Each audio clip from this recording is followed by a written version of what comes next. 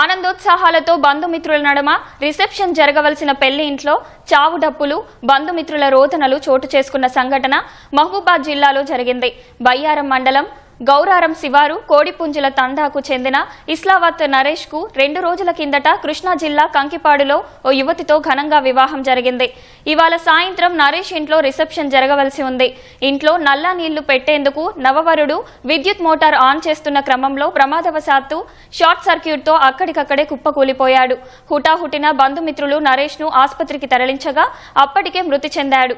బంధుమిత్రుల రోదనలతో తండాలో విషాద ఛాయలు అలుముకున్నాయి. ఇదంతా చూసి తీవ్ర షాక్ కు గురై స్పృహ తప్పి పడిపోయిన నవవధువును ఆసుపత్రికి తీసుకెళ్లి చికిత్స అందిస్తున్నారు. మృతదేహాన్ని పోస్ట్ మార్టం నిమిత్తం మహబూబాద్ ప్రభుత్వ ఆసుపత్రికి తరలించారు. గొర్రెపోతులో పోసినాం, అంత వంట కార్యక్రమం మొత్తం అయిపోయింది.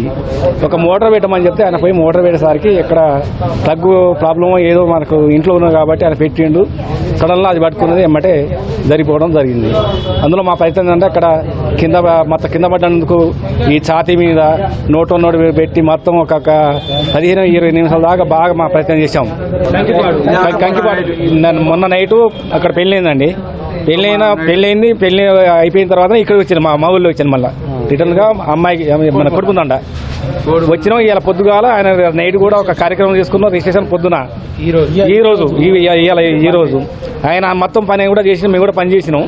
అందులో ఏంటంటే ఆయన మోటార్ పెట్టడం వల్లనే కొంచెం పాపం కరెంటు తలగటం వల్ల జరిగిపోయిందండి. ఇస్లావత్ నరేష్ 26 ఇయర్స్, తండ్రి పేరు బాలు అనే వ్యక్తి అంటే ప్రమాదవశాత్తు అంటే కరెంట్ షాక్ చనిపోయినట్టు మాకు సమాచారం వచ్చింది.